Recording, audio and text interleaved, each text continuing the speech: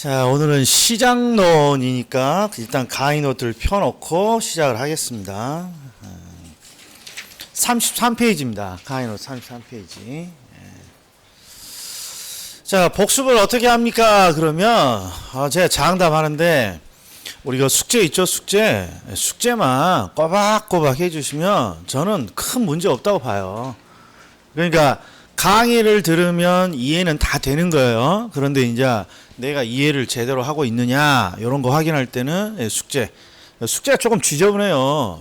불성실하잖아요. 정답도 없고 그러나 지금은 어차피 한 번 버리는 자료 이렇게 되니까 1월 2월 달에는 자꾸 뭔가 풀어보려고 노력을 하셔야 돼요. 응용을 좀 해보려고.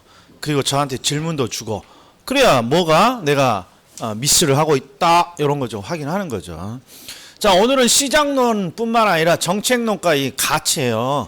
이게 요새는 시장론하고 정책론의 논점이 시험에 막 크게 나오고 그러진 않아요. 그러니까 좀 빠르게 볼 거예요. 예를 들어서 시장론에 보면 벌써 5개 논점이 들어가 있지 않습니까? 5개. 그런데 뭐 자주 나오는 게 뭐 13번, 14번, 15번 정도. 여기 자주 나와요. 그럼 한번 들어가 볼게요. 자, 부동산 시장이 무엇입니까? 이게 지금 요 12번 주제예요. 34페이지. 그런데 기본서를 보시면 140페이지부터 152페이지까지 진짜 많이 들어가 있단 말이에요. 양이. 그런데 시험에는 많이 나온가요? 거의 안 나온단 말이에요. 거의. 예. 그래서 첫 번째 보시면 이제 부동산 시장의 정의 정도는 확인하고 가자고요. 뭐라고 되어 있냐 봤더니 양질, 위치 등의 측면. 그럼 무슨 측면이겠어요? 양질, 위치. 그냥 다양한 측면이에요. 다양한 측면에서 유사한 부동산에 대해서 유사한 가격이 형성되는 지리적인 구역입니다. 우리가 시장하면 항상 비슷한 물건들이 모여있는 장소죠. 뭐 자동차 시장하면 비슷한 자동차가 모여있는 장소. 뭐 신발 시장하면 비슷한 신발이 모여있는 장소. 그리고 얘도 유사한 부동산이 모여있는 장소, 지리적인 구역. 요 정도 해석을 하시면 돼요. 시험에 나오는 거 요거밖에 없어요. 시장의 정의는. 자, 그 다음에 부동산 시장이 어떤 기능을 합니까? 이건 아주 중요해요. 부동산 시장. 우리가 흔히 시장이 어떤 역할을 합니까? 이게 기능인데 시장이 어떤 역할을 합니까? 그러면 항상 요걸 대답해 줘야 돼요. 이게 정확히는 자원을 배분하는 기능을 합니다. 여기 이해가 돼야 됩니다.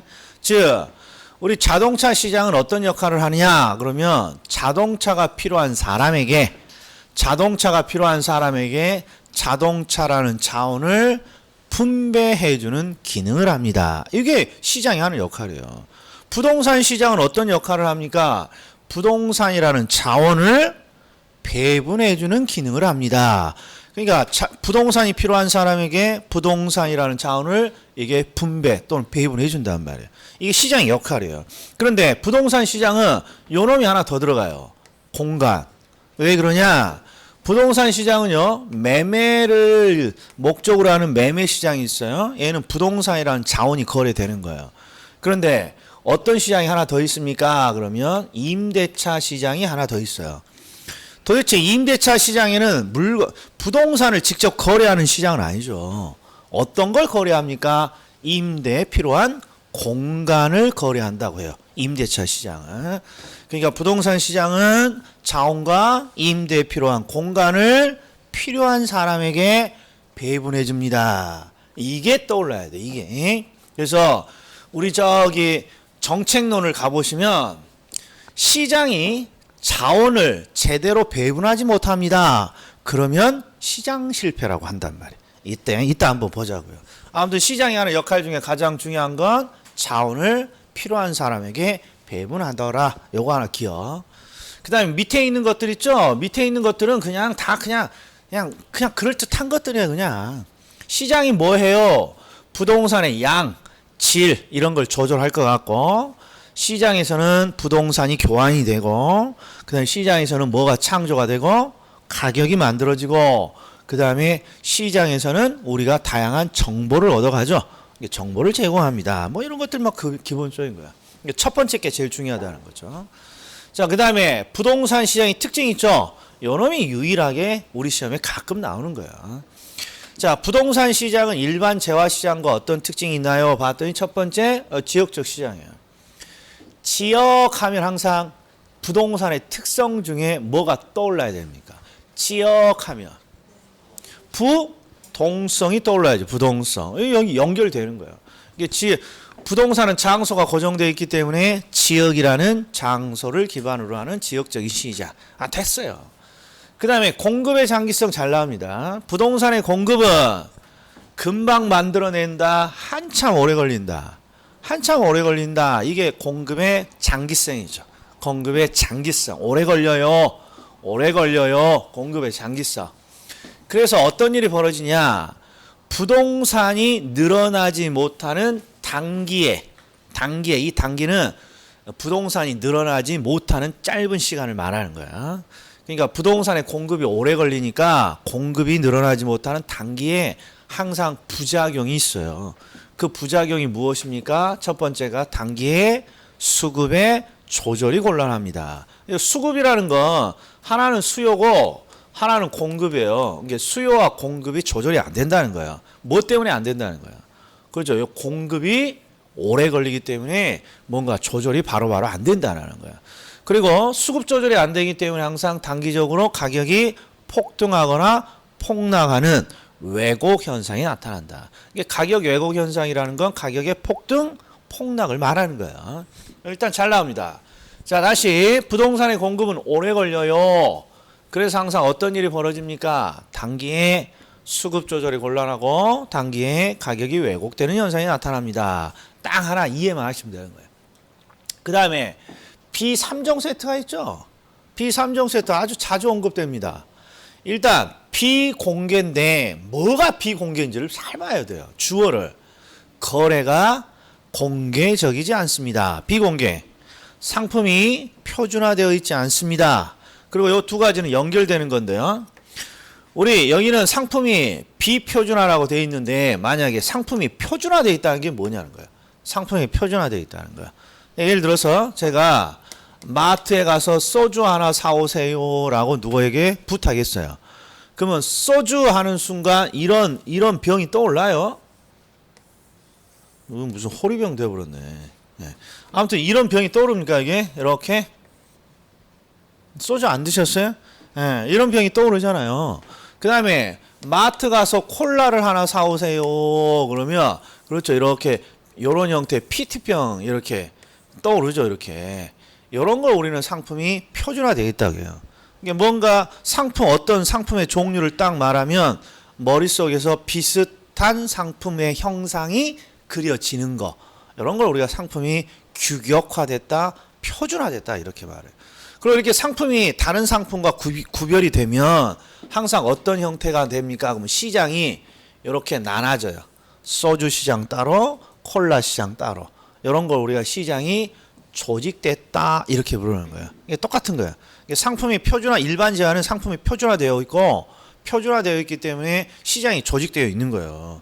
그런데 부동산은 예를 들어서 콜라가 아니라 토지라고 제가 말을 하면 머릿속에서 비슷한 형상을 떠올릴 것이냐? 토지는 아니라고. 토지는 이런 소주나 일반 상품처럼 표준화되어 있지 않다는 거예요. 비표준화. 그리고 표준화가 안 되어 있으니까 시장이 조직될 일도 없다. 시장이 비조직되어 있습니다. 자, 그 다음에 기타. 기타는 말 그대로 기타예요. 우리가 아는 것들 그냥 집어넣어놨어요. 과다한 법적 제한, 그 다음에 외부성. 외부성 하면 외부 효과를 말합니다. 부동산은 외부 효과에 강력한 영향을 받잖아요. 그래서 우리가 읽을 때는 외부 효과에서 부동성 이렇게 암기하잖아요. 외부 효과, 그 다음에 대출의 유용성. 비싸니까 대출이 꼭 필요한 것이죠. 네. 자, 그 다음에 시장의 불안전성이라고 되어 있어요. 여기는 이해만 하시면 됩니다. 경제학에서는 시장을 크게 완전 경쟁 시장이냐 불안전 경쟁 시장이냐 그러는데 부동산은 대표적인 불안전 시장이라고 말해요. 그럼 왜 불안전 시장입니까? 그러면 첫 번째 요놈부터 문제 요놈부터 요거. 일반적으로 부동산의 가격은 비싸잖아요. 그래서 시장에 가보면 다수의 사람들이 시장에 참여하는 게 아니라 돈을 가지고 있는 일부 소수의 사람들이 시장에 존재한다는 거죠. 일단 이게 마음에 안 드는 거예요. 시장은 항상 누구든지 여러 사람들이 시장에 참여할 수 있어야 되는데 기본적으로 부동산 시장은 비싸서 소수의 소비자, 소수의 공급자만이 활동을 할 수 있다 이런 말이에요. 그래서 시장이 일단 불안전하다는 거예요. 그리고 시장에 가보면 비슷한 재화들이 이렇게 여러 개가 있고 그 비슷한 재화 사이에서 우리가 원하는 걸 선택하는 거예요. 시장은. 우리가 신발 시장 가면 신발 가게 가면 비슷한 신발이 있고 거기서 내가 하나를 선택하는 건데 부동산은 전부 다 개별적인 재화니까 뭔가 비슷한 재화 중에서 고를 수가 없다라는 거죠. 이런 게 개별적인 재화. 자, 그 다음에 진입과 퇴거의 어려움. 자, 당연히 얘도 비싸기 때문에 그런 거예요. 부동산 시장에 진입하기 쉽지 않고 빨리빨리 돈을 빼기가 쉽지 않고. 그 다음에 정보의 비대칭성은 시장이 누구에게는 정보를 주고 누구에게는 정보를 주지 않고. 어떤 사람은 정보가 있고 어떤 사람은 정보가 없고. 근데 시험에 자주 나오는 건 요 두 가지예요. 요 두 가지. 이게 부동산 시장이 왜 불안전합니까? 그러면 기본적으로 비싸기 때문에 다수가 참여할 수 없고 누구만 참여한다는 거예요. 소수만 참여합니다. 그리고 기본적으로 개별적인 재화입니다. 개별적인 재화하면 뭐가 탁 떠올라요? 개별적인 재화. 부부 연계 중에 개별성이 떠오른단 말이에요. 개별적인 재화, 개별성이. 자, 작년 30일에요. 작년 30일에. 그러니까 이제 이런 게 의혹이란 말이에요. 이게 30일에 개별성은 시장을 불안전하게 만든다. 이게 3번 지문이라고. 3번 문제라고. 3번. 개별성은 시장을 불안전하게 만든다. 아, 여기 있잖아. 이게. 꼭 개별성 이렇게 나와야 되냔 말이에요. 이게. 아니, 개별적인 재화는 시장을 불안전하게 만듭니다. 여기 있는데 시험에는 개별성은 시장을 불안전하게 만듭니다. 아, 똑같은 거란 말이죠. 기본적으로 개별성이라는 건 재화가 서로 다르다 이런 건데 시장에 가보면 항상 어떤 현상이 눈에 보여요. 비슷한 재화들 사이에서 우리가 고르도록 되어 있단 말이에요. 근데 부동산 시장은 절대 그럴 수 없다 이런 거죠. 자, 이론적으로는 그렇다. 아무튼 시장이 대표적으로 불안전합니다. 자, 벌써 이제는 뭘 볼 시간이야. 오른쪽을 벌써 끝나버렸단 말이에요. 자, 오른쪽에 첫 번째 박스를 한번 보세요. 부동산 시장의 특징. 우리 기출지문을 읽을 때는 항상 뭐 중심으로 읽는다. 굵은 거 위주로. 그러니까 부동산 시장이란 끝에 유사한 가격이 형성되는 어떤 지리적인 구역입니다. 장소입니다. 요 정도. 2번은 지역적인 경향이 강하고 지역적인 수요에 의존합니다. 지역이 강조되는 거죠. 그 다음에 3번 부동산 공급에는 상당한 시간이 걸린다. 공급의 장기성. 그러니까 항상 단기에 공급이 늘어나지 못하는 단기에 가격 왜곡 가능성이 큽니다.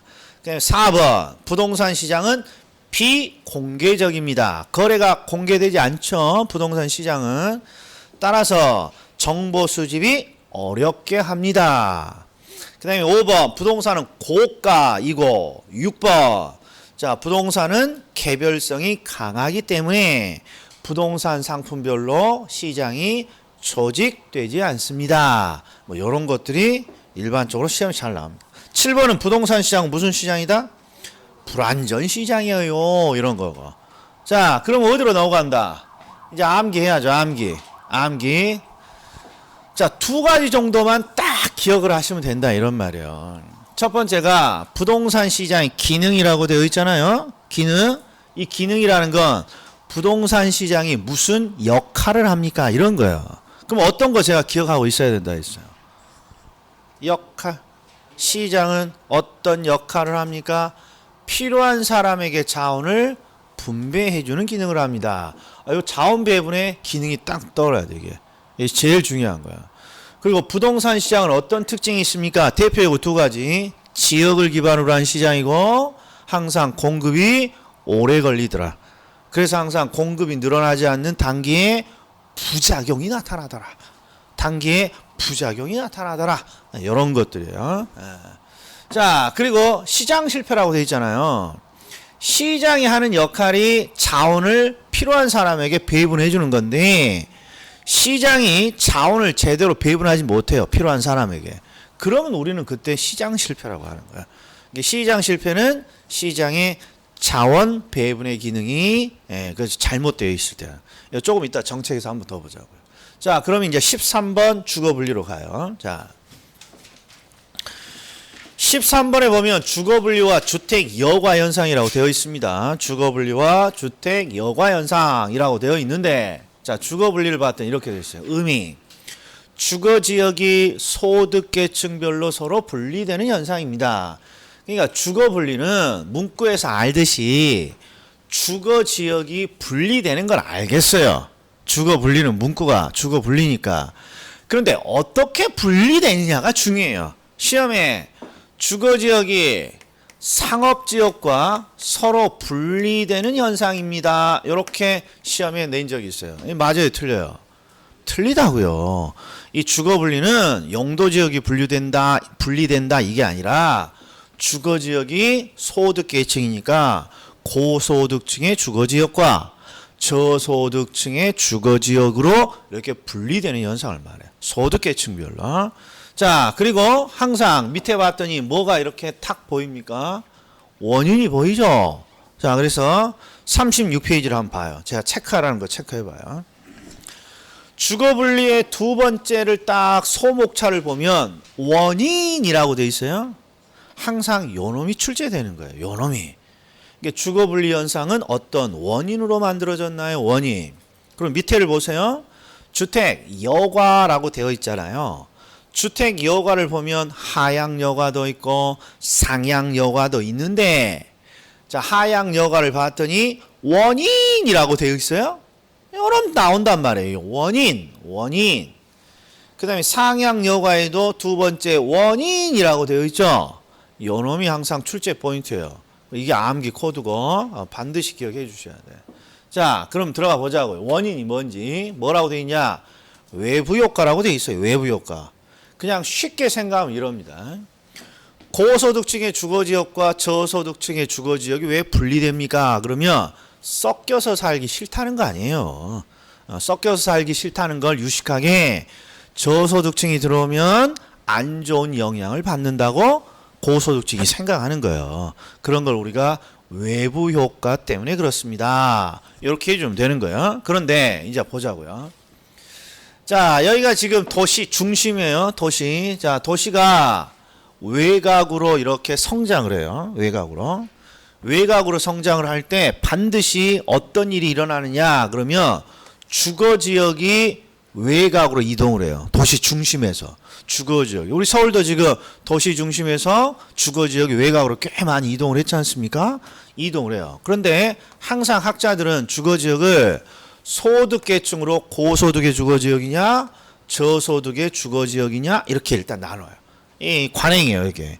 그리고 나서 자리를 먼저 잡는 사람이 누굽니까? 그러면 자금의 여력이 되는 고소득층이 먼저 이렇게 자리를 탁 잡아요. 이렇게 자리를.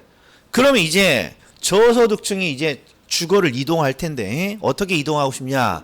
저소득층을 항상 요 안으로 들어가고 싶어요. 왜?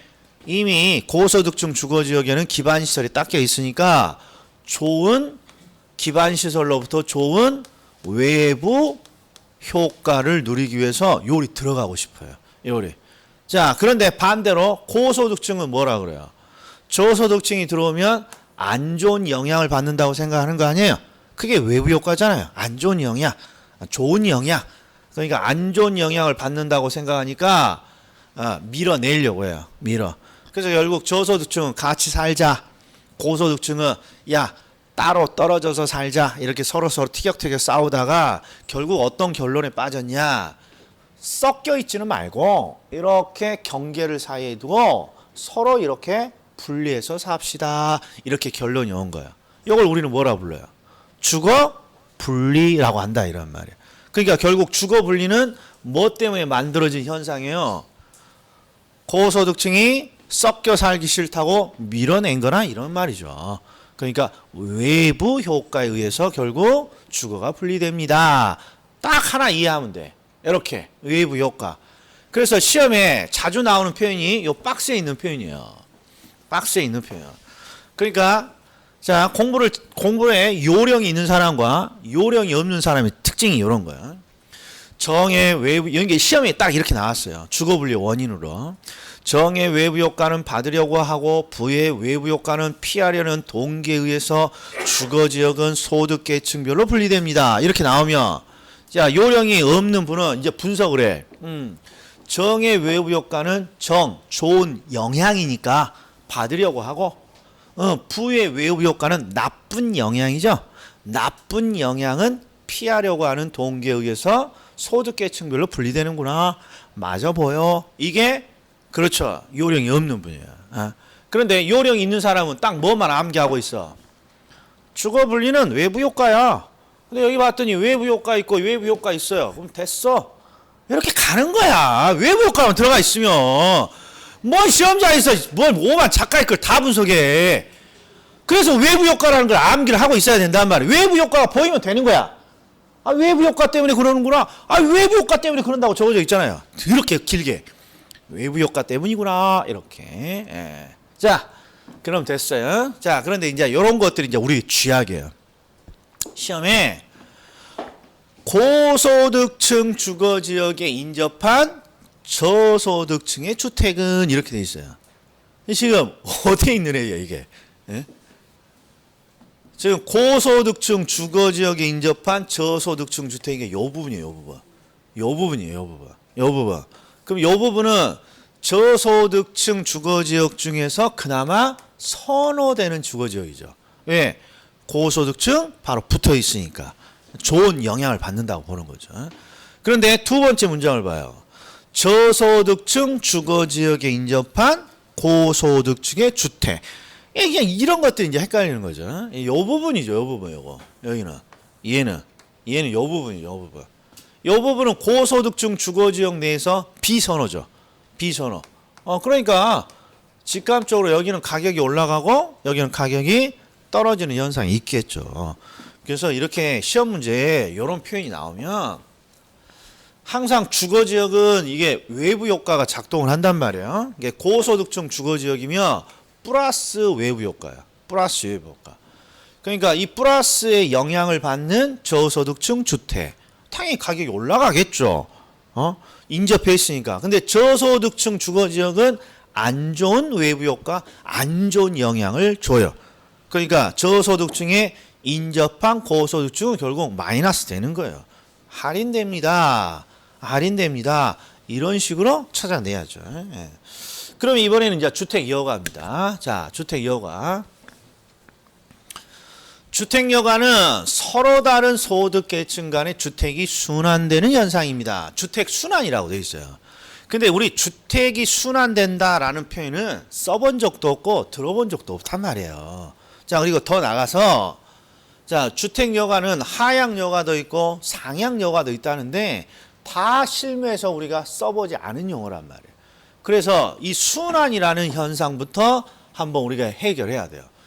우리가 주택을 순환하는 현상은 드물지만 우리 형제들 간에 옷이라든지 형제들 간의 책 요런 걸 순환하는 현상은 우리가 자주 봐요. 예를 들어서 자, 형과 동생이 딱 있을 때 형이 입던 옷을 동생이 물려서 사용하던 이런 게 많았잖아요, 예전에. 지금은 지금은 돈이 많아서 동생도 사주고 형도 사줍니다만 예전엔 다 형 거 그냥 물려 입었지 않습니까? 이런 걸 순환 현상이라 그래요. 리사이클이에요. 순환. 그러니까 새롭게 뭔가 옷을 제작하고 사는 게 아니라 뭔가 옷을 순환시킨다, 물려서 사용한다라는 거. 그런데 상향과 하향 여가가 있잖아요. 그러면 우리가 상식적으로 아는 것은 형이 입던 옷을 이렇게 동생이 물려 입는 게 일반적이죠.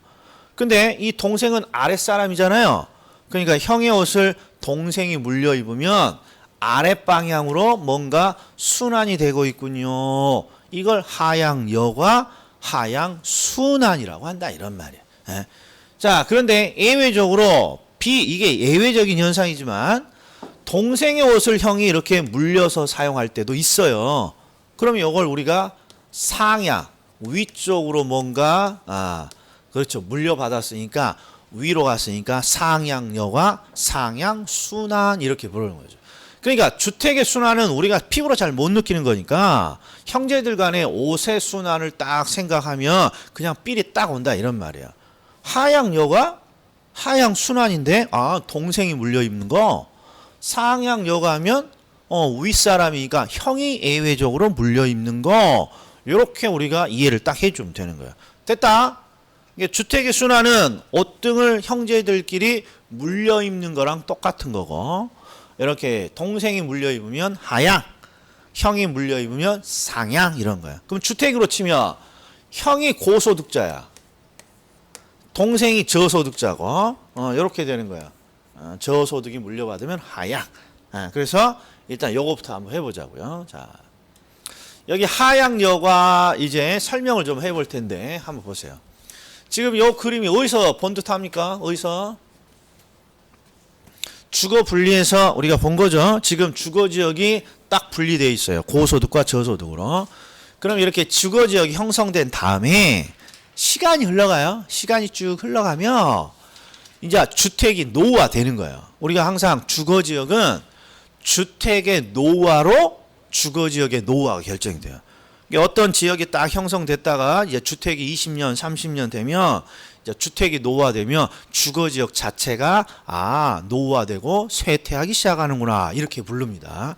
그럼 이제 주택이 노후화가 되면 고소득자들은 어떻게 새로운 주택을 마련하느냐 그러면 옆에다가 새로운 부지를 만들어요 이렇게. 그리고 여기서 신축을 해요 이들은. 그리고 이쪽으로 이렇게 사람들이 이동을 이렇게 하게 되는 거예요. 이렇게 신축을 해서. 그러면 고소득 측의 인구가 크게 변함이 없다면 반드시 집이 어딘가에 비게 돼 있어요. 이쪽에 새롭게 집이 만들어졌으니까. 대부분 어디가 빕니까? 이쪽이 비어. 이쪽에 뭔가 공가가 생겨요. 비어있는 집이. 왜 이쪽에 공가가 생깁니까? 그러면 이쪽이 가장 비선호되는 지역이에요. 고소득 측에. 여기가 다 비게 되어 있는 거야. 일단 요런 상황이에요. 지금 딱 요런 상황인데 자 이제 저소득층이요. 소득이 늘어요. 저소득층이. 그리고 항상 소득이 늘게 되면 예전보다는 더 큰 평수, 예전보다는 더 좋은 집 이런 데서 살고 싶잖아요. 그러니까 소득이 늘면 보다 나은 질의 주택을 필요로 합니다. 그래서 저도 저기 작업하면서 심심하면 오른쪽에 보면 요새는 뭐 구해줘 홈주 이런 거 있지 않습니까? 그런 거 한 번씩 보면 정말 용인 이런 데 가면 정말 기가 막힌 집들이 많아요. 뭐 이게 가격도 서울에 비하면 한 반값이고 그러나 거기에 가고 싶으나 참 주변을 보면 참 좋은데 혼자 살기는 좋은데 어디 학교도 없고 여기 은평 올라면 한 3시간은 걸릴 것 같고 그렇죠. 이게 참 뭔가 소득이 늘면 보다 나은 질의 주택을 필요로 한단 말이에요. 그러면 보다 나은 주택의 질을 이제 어떻게 마련할 것이냐 문제인데 첫 번째 요 고소득층처럼 저소득층도 신축을 하면 되잖아요. 근데 우리 주택여과 이론에서는 요건 불가능하다고 봐요. 왜? 저소득층은 신축을 할 정도의 소득은 되지 않는다고 보는 거예요. 그래서 이들이 어떤 방법을 선택합니까? 그러면 이걸 알아야 돼요. 이 당시에 저소득층은 노동자 계층이었고 이 당시에 노동자 계층은 역사적으로 가장 못 살던 시대예요. 노동자들이. 그래서 이 저소득층의 노동자 주거지역은 대부분 판잣집 등으로 되어 있어요. 판잣집 등으로. 그러니까 이들이 뭔가 보다 나은 질의 주택을 찾을 때 가만히 보니까 신축은 못 하겠고 돈이 없어서. 근데 여기에 있어요. 여기 집이 비어있는 집이 있단 말이에요. 바로 옆에. 근데 이 집은 지금은 비어있지만 누가 지은 거예요? 고소득층이 지은 주택이니까 지금 현재 살고 있는 주택보다는 질이 나아요. 그러니까 요 비어있는 요 집으로 우리가 이사를 가는 게 맞지 않겠냐, 요걸 선택하는 거야. 즉 기존의 고소득층의 주택을 물려서 사용하는 걸 선택한다, 이런 말이야. 이걸 우리는 뭐라고 부른다? 고소득층의 주택을 물려받았으니까, 저소득층이 물려받았으니까 요걸 하향 순환 또는 하향 여과 과정이라고 한다, 이런 말이 이게. 하향 여과. 그러니까 요 그림을 잘 봐주셔야 돼.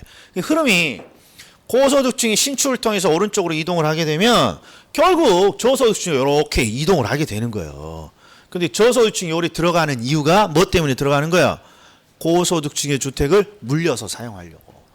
자, 그래서 하향 여과의 의미가 뭡니까? 그러면 이렇게 돼 있는데, 자, 이제 잘 봐요. 내용은 별것도 없어요. 그리고 강의를 딱 들으면 그럴듯해 이러는데, 시험에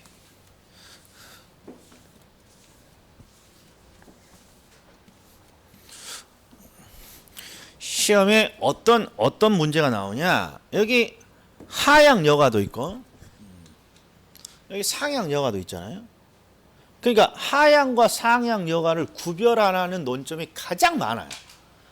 그런데 잘 구별하느냐? 못하니까 자꾸 낸다, 이런 말이에요. 못하니까.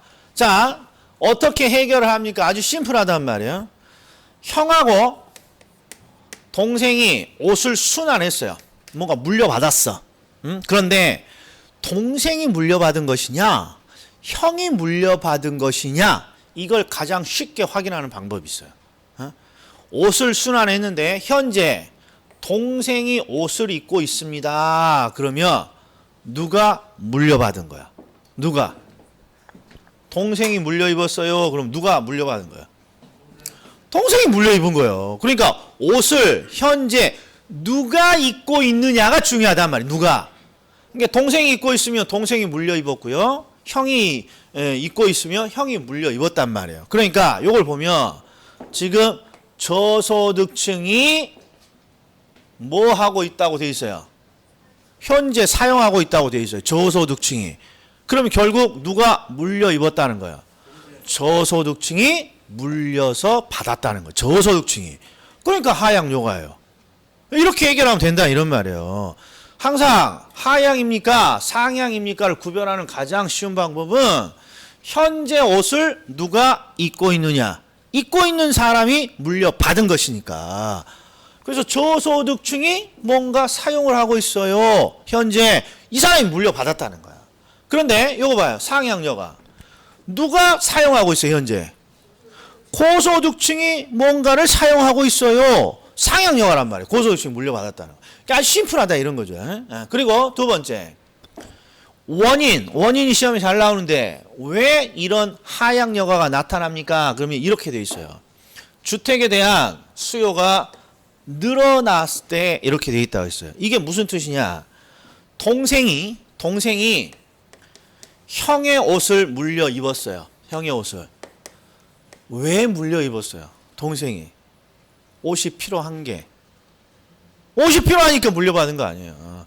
근데 옷을 왜 물려받았습니까? 옷은 필요한데 안 사줘. 돈이 없어서. 그래서 물려받은 거란 말이에요. 그러니까 뭔가 옷이 필요하다, 뭔가가 필요하다, 이걸 뜬 게 바로 이거예요. 자, 왜 주택을 물려받았습니까? 봤더니 주택에 대한 수요가 늘어나서, 이게 결국에는 주택이 필요해서 물려받았어, 이런 뜻이란 말이에요. 이 표현을 잘 기억하셔야 돼. 주택에 대한 수요가 늘어났다, 이 말은 주택이 뭔가 필요해졌다, 이런 뜻을 담고 있다는 거예요. 주택이 필요하니까 물려받았습니다. 자, 그 다음에 상향여가. 상향여가는 고소득층이 재개발된 주택을 사용합니다, 이렇게 되어 있어요. 이게 그림으로 보면 저소득층 주거지역에서 뭔가 이렇게 재개발이 된단 말이에요. 그럼 이번에는 고소득층이 요 주택을 물려받아서 사용할 수도 있는 거죠. 이런 게 이제 상향이에요. 그래서 예외적인 현상이에요. 그래서 고소득층이 재개발된 저소득층 주택을 사용하는 것이고, 밑을 봤더니 원인이 수선 재개발, 저소득층 주거지역의 주택의 수선 재개발 때문입니다. 이렇게 돼 있단 말이에요. 자, 그럼 보시죠. 요건 지금 오른쪽에 있는 기출 지문을 발췌한 건데 잘 보셔. 요거 그냥 칠판으로 해결해요. 오른쪽에 있는 기출 지문 내용이에요. 자, 3번을 딱 봤더니 하향여가라고 한다 이렇게 돼 있으면 논점이 뻔해요. 하향이냐 상향이냐 구별하라는 거야. 2번도 보세요. 하향여가라고 한다. 하향이냐 상향이냐 구분하라는 거야. 그런데 이렇게 시험에 나오면 뭐가 논점인지를 못 찾아. 굵은 표시가 없으니까. 그럼 항상 하향이냐 상향이냐는 현재 누가 옷을 입고 있느냐 이걸로 결정한다 그랬죠. 그러니까 요 문구가 보여야 돼. 요 문구가 보여야 되는 거야. 요 문구가. 아, 저소득층의 사용으로 전환됐어? 저소득층이 사용한다는 거 아니에요? 그럼 무조건 무슨 여가야? 하향여가란 말이에요. 이게. 이 문구가 보여야 된단 말이에요. 그리고 2번을 보세요. 고소득층 주거지역으로 저소득층이 이렇게 들어간다는 거예요. 고소득층 주거지역으로 저소득층이 들어가요. 들어간다는 게 이사 간다는 거 아니에요? 뭐 하려고 고소득층 주거지역으로 이사를 가요? 주택을 물려받으려고. 주택은 들고 올 수 없는 거니까 내 몸이 가야죠. 이사 가야죠. 그러니까 저소득층이 뭔가 이사를 합니다. 그러면 물려받으려고 하는 거니까 하향여가야. 그러니까 이게 자주 기출지문을 보다 보면 이런 표현이 보인단 말이에요. 딱 봐요. 저소득층이 사용해 현재 하향여가구만. 저소득층이 물려받았구만. 그 다음에 저소득층이 들어가. 저소득층이 이사가네. 저소득층이 이사가네 뭐 하려고? 물려받으려고. 그러니까 저소득층이 사용하게 된다. 저소득층이 이사 간다. 이 표현이 나오면 다 하향여가가 되는 거예요. 그리고 3번은 수선, 재개발, 수선, 재개발, 수선, 재개발이 보이면 상향여가지. 이 세 개가 제일 중요합니다. 이게 시험에. 네. 자, 그러면 이제는 오른쪽 기출지문 읽을 시간인데 기출지문 읽기 전에 자, 이거부터 먼저 확인하고. 암기를 봤더니 주거분리, 하향여가, 상향여가에 뭐가 시험에 잘 나온다고 돼 있어요. 암기. 그러니까 이 말은 무슨 뜻이냐. 의미 정도는 그냥 파악해요. 주거분리는 고소득과 저소득층의 주거지역이 분리되는 현상. 하향과 상향은 뭘로 연상을 하면 돼? 옷. 동생이 물려 입었다 하향. 형이 물려 입었다 상향. 그러니까 의미 정도는 파악을 잘해요. 요놈이 암기가 안 돼. 주거분리하면 뭐라고 탁 해줘야 돼. 외부 효과. 섞여서 살기 싫다는 거예요. 외부 효과. 그 다음에 하향여가는 동생이 왜 옷을 물려 입었습니까? 그러면 옷이 필요하니까. 이걸 유식하게 뭐라 그래요? 옷에 대한 수요가 늘었을 때. 이런 식으로 표현한다는 거예요. 그러니까 주택에 대한 수요가 늘었을 때. 저가라고 붙어있는 이유는 저소득층이 뭔가 필요로 하는 주택은 가격 수준이 낮은 주택을 필요로 하는 거예요. 일단 이거 해석 안 해도 돼요. 주택에 대한 수요가 늘었을 때. 그 다음에 상향여가는 뭐가 탁 떠올라야 돼요. 수선, 재개발, 수선, 재개발. 그렇죠. 이런 게 암기가 탁 돼 있어서 지문을 봐야 된다. 그럼 37페이지 한번 봐봐요. 주택 여과 현상이라고 되어 있는데 1번 주택 여과 또는 주택 필터링 현상은 요 주택 필터링 현상이라고 돼요. 서로 다른 소득계층 간의 주택이 순환되는 현상이다. 자, 그 다음에 동그라미 3번을 잡으셔. 동그라미 3번을 딱 봤더니 눈에 뭐가 탁 들어와요. 저소득층의 사용, 저소득층의 사용. 그럼 누가 물려 입었다는 거예요? 저소득층이. 그러니까 하향여가구나. 자, 동그라미 4번은요. 고소득층의 주거지역으로 저소득층이 들어가. 저소득층이 이사 간다는 거 아니에요? 뭐 하려고?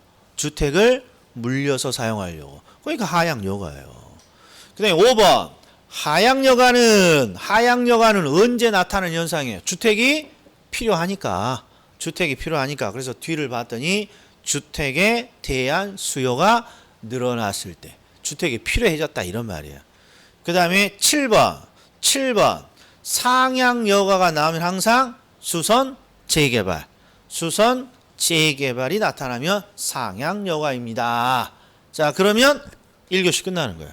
자, 10분 쉬었다가 우리 14번 할 텐데 최소한 쉬는 시간에 이것 좀 암기하고 있어요.